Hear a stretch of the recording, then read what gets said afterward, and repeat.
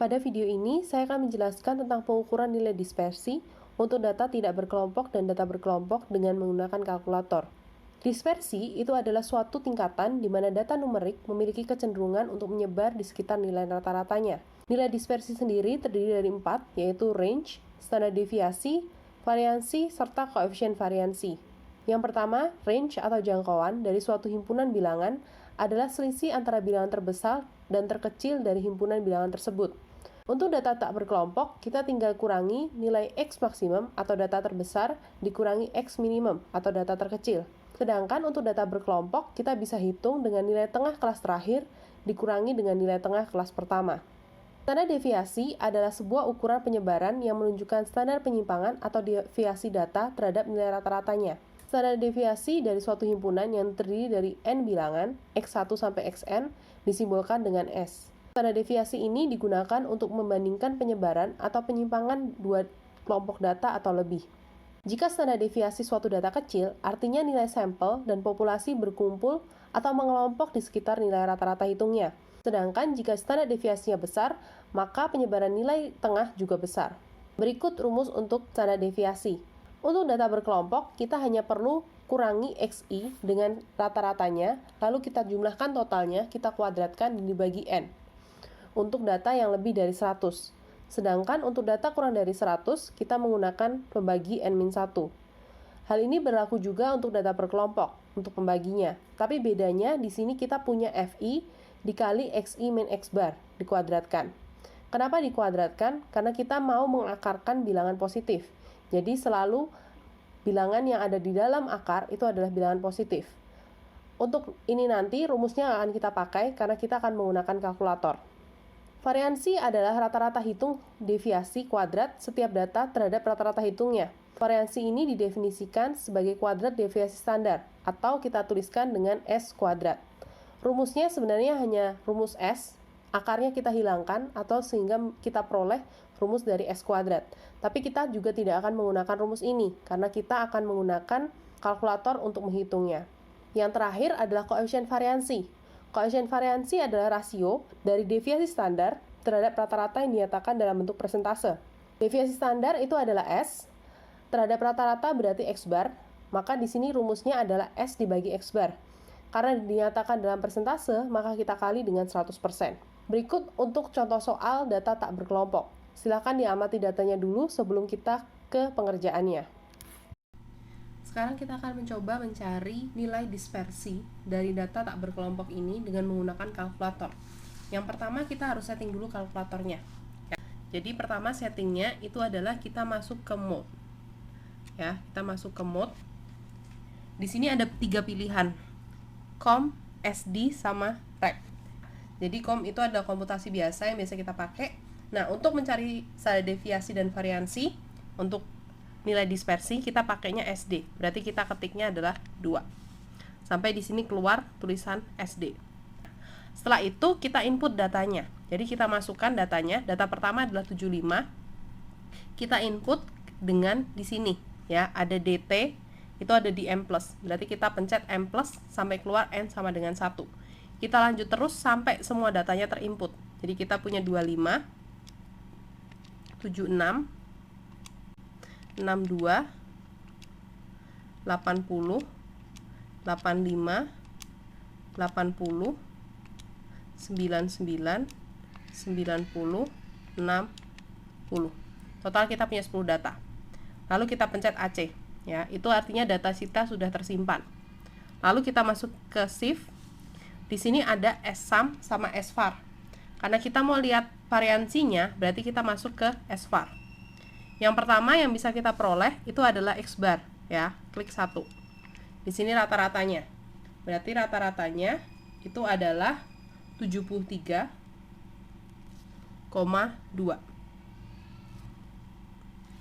Lalu yang kedua, kita masuk lagi ke shift ya, kedua SVAR. Di sini ada sigma, ada S.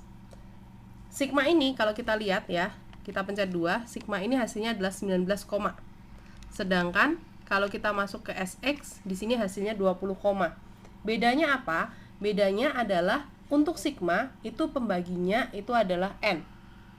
Sedangkan untuk Sx itu pembaginya adalah n-1. Untuk data yang kurang dari 100, ini kan data kurang dari 100. Kalau data kurang dari sama dengan 100, berarti kita akan pakainya ya. Kita pakainya yang Sx. Kalau data kita lebih dari 100, kita pakainya adalah yang sigma x. Berarti untuk soal ini karena datanya cuma 10, kita pakai yang Sx. Berarti S-nya di sini adalah 20,58. Lalu untuk dapat X kuadratnya, kita tinggal kuadratkan yang ini, kuadrat. Berarti di sini kita peroleh S kuadratnya itu adalah 423,73.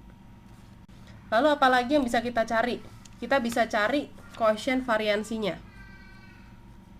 yaitu adalah S per X bar dikali dengan 100%. S kita adalah 20,58 dibagi dengan X barnya adalah 73,2 dikali 100%. Hasilnya adalah 20,58 kita bagi dengan 73,2 kita kali 100. Hasilnya di sini adalah 28,11%. Lalu apalagi yang bisa kita cari? Kita bisa cari range-nya. Range itu apa? Range itu adalah data terbesar dikurangi data terkecil. Data terbesarnya adalah 99. Data terkecilnya adalah 25. Berarti 99 kurangi 25, kita punya 74. Untuk cara kedua, yaitu data berkelompok, di sini kita punya tabel distribusi frekuensi. Nanti tabelnya juga akan saya tuliskan di buku, jadi silahkan di-pause kalau mau melihat soalnya dalam bentuk slide. Sekarang untuk data yang berkelompok. Misalkan saya punya 0 sampai 19, 20 sampai 39, 40 sampai 59, 60 sampai 79, 80 sampai 99, dan 100 sampai 119. Di sini frekuensinya kita punya 100, 88, 120, 130, 150, dan 70.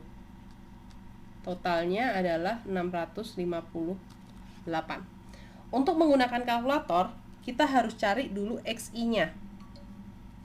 XI-nya nyarinya gimana?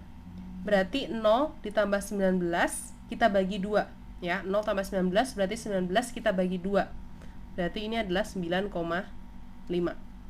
Untuk cari XI berikutnya, kalian boleh jumlahkan lagi bagi 2 ya. 20 plus 39 bagi 2, 40 plus 59 bagi 2, atau kita pakai panjang intervalnya.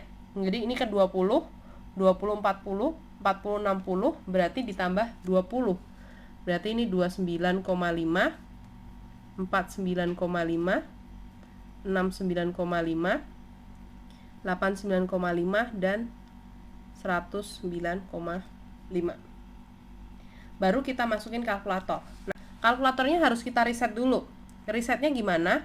Kita masuk ke mode, kita masuk ke comp ya. Jadi kita ubah settingannya. Lalu kita balik lagi ke mode, kita masuk ke SD. Bedanya di sini, waktu kita punya data berkelompok, yang kita input itu adalah XI-nya, XI dari tiap kelasnya. Jadi pertama kita input dulu XI-nya, berarti kita punya 9,5 M plus, 29,5 M plus, 49,5 M plus, 69,5, 89,5, dan 109,5. Kita punya 6 kelas. Jadi ini hasilnya adalah 6. Lalu kita lanjut. Lanjutnya gimana? Kita pencet yang bawah ini ya. Setelah kita input, kita AC, kita pencet bawah ini. X pertama, XI, itu adalah 9,5. Lalu ada frekuensi pertama. Ini adalah FI-nya. Awalnya dia adalah 1, berarti kita ganti dia jadi 100. Karena frekuensinya 100. Lalu untuk X2 29,5 kita ganti frekuensinya jadi 88. Lanjut untuk X3 kita ganti frekuensinya jadi 120. Dan seterusnya. Berarti X4 kita ganti 130. X5 kita ganti 150 F-nya. X6 kita ganti dengan 70. Berarti kita punya X1 9,5 frekuensinya 100, X2 29,5 frekuensinya 88, X3 49,5 frekuensinya 120, X4 69,5 frekuensinya 130, X5 89,5 frekuensinya 150, dan yang terakhir X6 109,5 frekuensinya 70. Kalau kita mau cek bener nggak data yang udah kita masukin, kita pakai shift. Di sini ada ssum ya. Kita masuk ke ssum. Di sini kita cari n-nya, kita hitung n-nya. Kita lihat 658. Benar totalnya ya. Baru kita hitung yang lain-lain. Berarti kita bisa cari di sini adalah X bar dan S-nya. X bar-nya sama, shift kita pencet 2, kita pencet 1. Berarti di sini kita punya 60,11199. 60,199 atau 60,20 ya. Kalau kita bulatkan dua angka. Lalu S-nya. Nah, di sini perhatikan total datanya adalah 658. Karena dia lebih dari 100, berarti kita pakai tanda yang sigma. Berarti di sini kita punya shift S var, berarti kita pakai 2. Kita peroleh hasilnya adalah di sini 31,76. Lalu kita tinggal cari S kuadratnya, kita kuadratkan. Hasilnya adalah 1008,93. Kita juga bisa cari KV-nya sama ya. KV-nya berarti di sini adalah 31,76 dibagi dengan 60,20 kita kali 100%. Jadi 31,76 kita bagi dengan 60,2 kita kali dengan 100. Hasilnya adalah 52,76%. Gitu. Untuk range-nya kita pakainya X maksimum dikurangi X minimum. X maksimumnya yang mana? XI dari kelas terakhir, berarti 109,5. Kita kurangi dengan XI kelas pertama, berarti 9,5. Hasilnya range-nya adalah 100. Gitu.